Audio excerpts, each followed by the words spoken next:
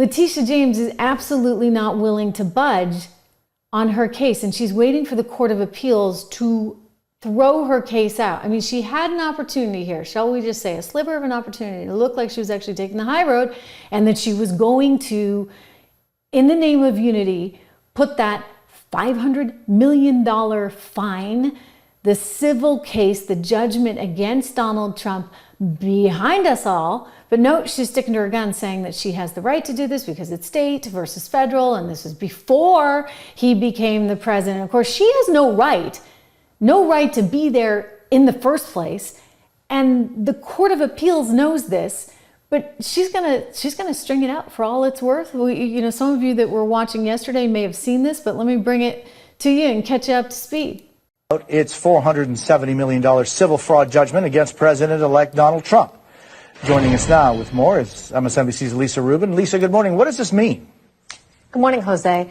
President Trump's lawyers are trying to get the New York Attorney General to set aside that case. But as they said in their letter today, they're refusing to do so because that case, which was a civil litigation, is primarily and almost exclusively about his pre-presidential conduct and running the Trump Organization. And as they say in their letter, there are over a dozen other defendants who are part of that $450 million plus civil fraud judgment. I want to point out also that this is part of their strategy to sort of extend the presidential immunity argument from the opinion over the weekend. You can see them do that with the New York DA's office as well. That office's brief in response to a motion to dismiss the New York hush money case, where there is also a verdict, is expected later today. We should expect to see them also fight back against the idea that the judgment has to be thrown out merely because Trump is going to be president again.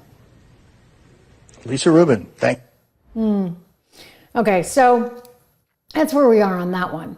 But I'll tell you, Letitia James herself never should have been bringing this case in the first place. This was a private transaction between an individual and his bank, Deutsche Bank. Everybody made money. They made some $100 million on it. Everybody was happy. Deutsche Bank said they'd do the deal again, but Letitia's in the way, saying, no. I don't think that property should have been valued at that. Hey, Letitia, that's none of your business, really. You don't have a victim in this alleged crime, other than you just want to raise money for your campaign because you don't like Donald Trump. That's what this is about, right? And she's on record for this. She is absolutely on record. And this is dangerous. It's setting a bad precedent. It's important that the Court of Appeals, and it's going to happen any day now, reject this thing and that they go after her. They need to go after her. They should disbar her for this kind of activity. He's called me venomous. We will fight back to your attempt to bring Trumpism to New York City. He's called me disgraceful. Of the fact that they stole the Supreme Court seat. An illegitimate president and an illegitimate member of the United States Supreme Court. He's called me radical. Listen, yes.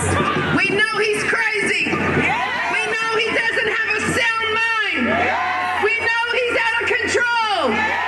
We know he's losing it. Yes. We know his days are numbered and we will come together.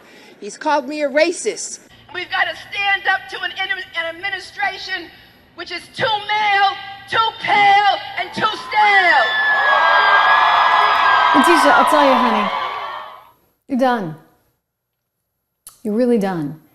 And the more you draw this out, the more egg you have on your face, the more embarrassing it is for you. Already the Court of Appeals was absolutely stunned.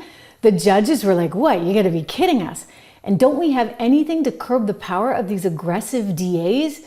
These DAs and these AGs, an attorney general like Letitia James, who proudly says, well, I have steel in my backbone.